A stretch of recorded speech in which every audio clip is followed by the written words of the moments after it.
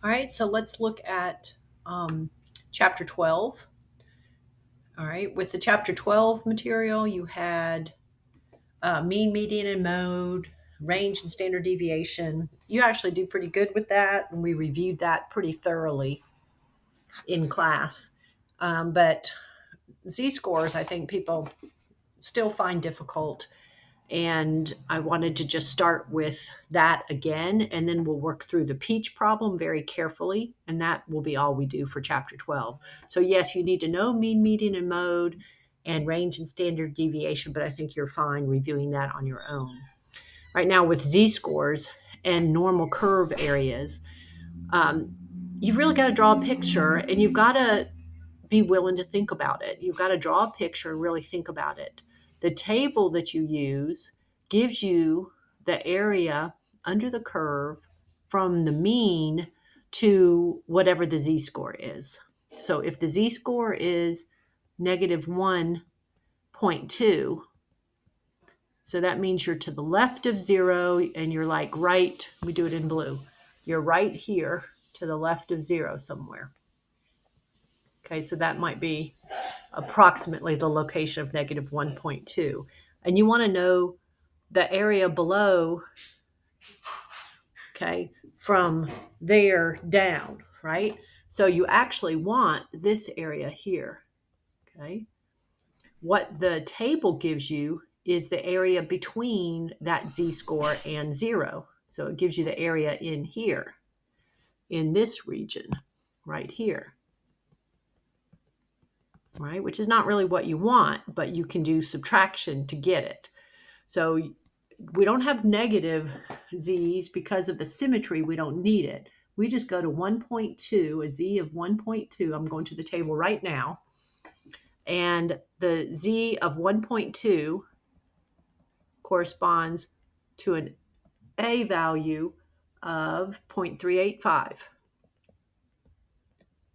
So what that means is that 38.5% of the population would be between negative 1.2 and the mean and 0. But I want the percent that would be below negative 1.2. So what I need to do is to get what I really want, I have to take 50% minus 38.5%. And that would wind up giving me 11.5% that would be below that z-score. Okay. And whether you subtract or add or what you need kind of depends on the specific z-score you're given. So draw the picture and look at it to make that decision. All right. So what if we wanted the area between a negative 0.8 and a positive 1.65? So negative 0.8 would be about right here. If this is negative 1, we might expect that to be negative 0.8. And 1.65 would be a little over halfway between 1 and 2. So I want the area in between those, okay? So I go to the z of 0.8, and I get an a 0.8 now, not 0.08. Z was 0.8, so make sure you're going to 0.8, not 0.08. That matters a lot. When you go to 0.8, you get 0.288 for your A, which corresponds to 28.8% of the population. And what it represents is that between the z-score, whether it's 0.8 or negative 0.8, it's the area between that z-score and the mean.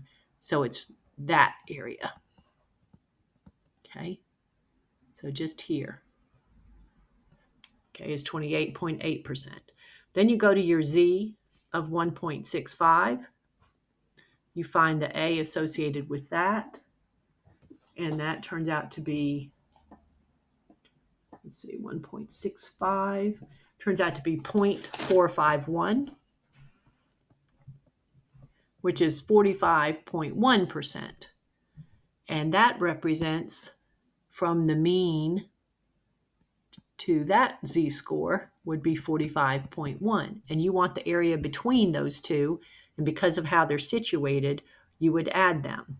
So it would be 28.8% plus 45.1%, which would equal 73.9%. Okay. Right? But you don't always do that when you're doing area between two z-scores. It depends upon where they're located relative to the mean. So draw the picture and then do what would be logical based on what you see. We'll get more practice as we do this peach problem. So let's go ahead and look at it, make it a little smaller. So the peach problem is a good application that was recommended you do on the study guide. So area, it involves area under the curve. You've got that the weights of peaches are normally distributed with a mean of 14 ounces and a standard deviation of 0.6 ounces. From a sample of 1,000 of those peaches, how many could be expected to have weights as follows? Okay, so the idea is that we have a situation like this, okay, where the mean is 14, and as you go one standard deviation on either side of that mean, you would be like 14.6, then that would be like 15.2, and so on. This would be like 13.4 right here, and so on. But we're going to change everything into z-scores anyway. Okay, so if you want to know from a sample of 1,000 peaches, how many could be expected to have weights more than 12 ounces? First thing you're going to do is find the z-score associated with that. So 12, take away the mean, divided by the standard deviation. So that would be how many standard deviations are you away from the mean? That's what a z-score is. So that's -2 divided by 0.6. And that gives us, -3.3. -3.3. And the z-score table goes to 2 decimal places. So when you're calculating your z's, you'd want to round to 2 decimal places. So that'd be -3.33. So the a associated with that point, doesn't matter if it's negative. When you go to 3.33, you get 0.500. Okay, so let's think about that. So here we are. Here's 1, 2, 3 standard deviations below the mean, and we're even past that. We're at a z-score of -3.33. When we looked at the z of 3.33 positive, we got 50%, 0.50 or 50%. What it's giving you is what percent would be there. That's 50% would be there. Okay, so from a sample of 1,000 peaches, how many could you expect to have weights more than that? 50% are between there and 0, and then this is 50%. So you'd expect all of them, 100%, which would be 1,000 peaches. Okay. All right, so let's do this one. How many could you expect to be between 13.5 and 15.5? So do the z for 13.5. So you take 13.5, subtract 14, divide by the standard deviation. That turns out to be -0.5 divided by 0.6, and you wind up getting a z-score of -0.83333. Okay. When you do the z of 15.5, you would take 15.5, subtract the mean, divided by the standard deviation.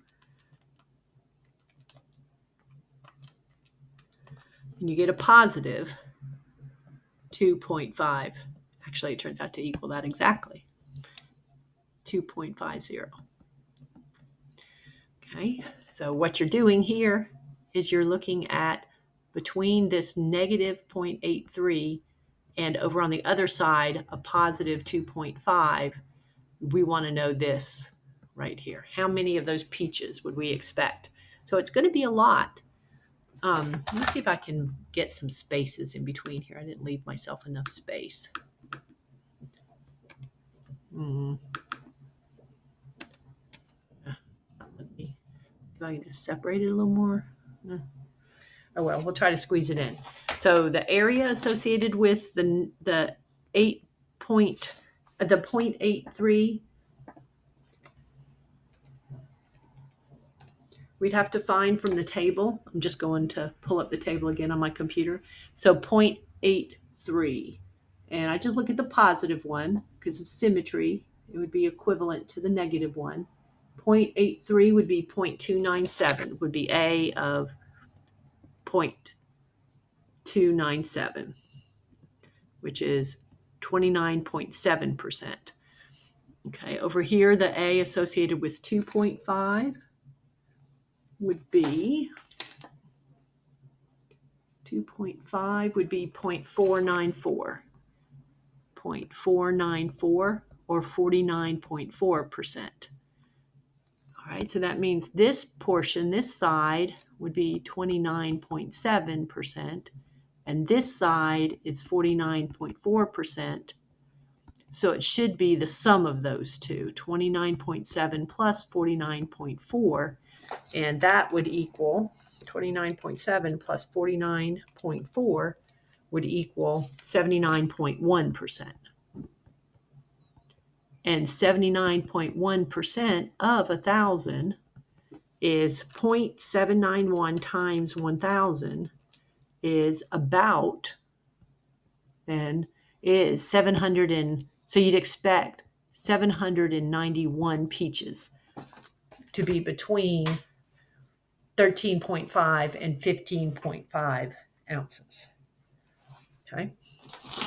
So 31 was 1,000. 32 was 791 peaches.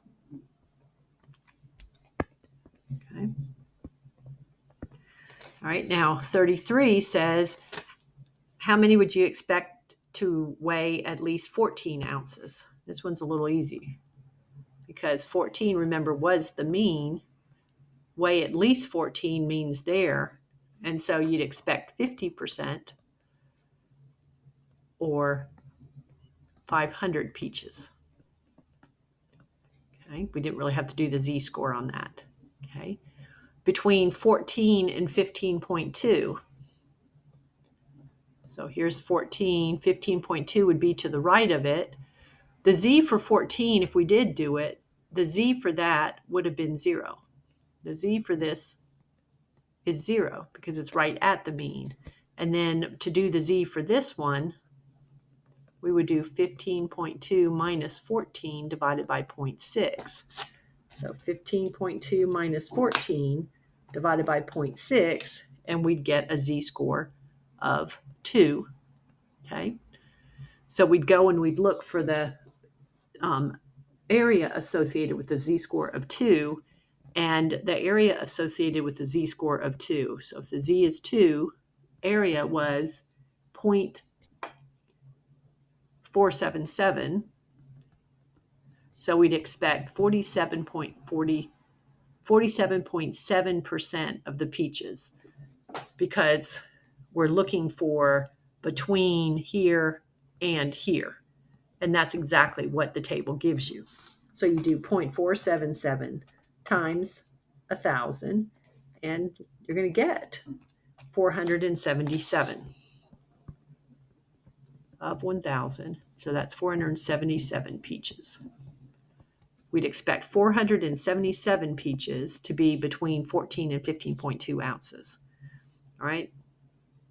So we'll finish the rest of them. So 14.9, the z for that would be 0.9 over 0.6. 0.9 divided by 0.6 would be a z-score of 1.5. So the a for that, the battery. Got to plug in my computer battery.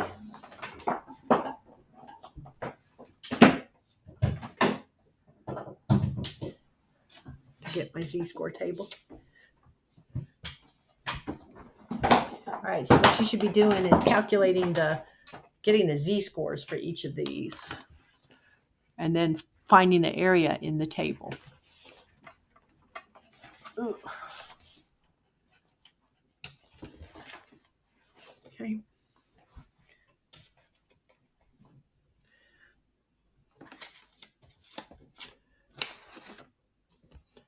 here I would do 15.5 minus 14 over 0.6. While my computer's getting pulled up, I'm just finding these.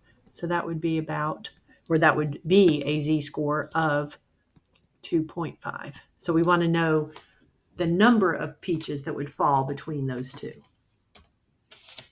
Okay, so the A for 1.5 is 0.433. The A for 2.5 is 0.494. Okay, so let's look at it and think about what those represent. Let's see where we're at. So 1.5 would be right here, and 2.5 would be right there. So we want in between those two. So from 2.5 to the mean, so from there to there is 49.4%. And then from 1.5 to the mean is 43.3%. So we would need the difference, wouldn't we, to get this? See how they're on the same side of the mean? It's not a very large amount. So you would take 49.4% minus the 43.3%. So 49.4 minus 43.3, and that would give you 6.1% of the peaches. And then you would do 6.1% of 1,000. So 0.061 times 1,000, which means 61 peaches. Not very many. Okay. And then one last one is less than 13.4. So you do 13.4 minus 14 divided by 0.6. See, it's going to be negative because you're to the left of the mean. So it's negative 0.6 over 0.6. That's negative 1. So we want to know how many peaches would be here. Okay. So when we go to a z of 1 in the table, that's going to give us the z for negative 1 also. And we'll get 1 in the table corresponds to 0.341. So this is the z. Okay, and so the area that we get out of the table associated with 1 for the z-score is 0.341. Okay, so that's 34.1%. And that actually represents between negative 1 and the mean, right? That's always what the table is giving you, is between your z-score and the mean, which is not what we want. We want the rest of it from that z-score down. But 50% would be over here, right? So you just need to do 50% minus the 34.1%, and that gives you the 15.9%, and then you do 15.9% of your 1,000 peaches. So that's 159 of them. Okay. All right, so that's z-scores. They're not bad, but you've got to be willing to really concentrate on making sense of them. You absolutely can't do it by just memorizing them.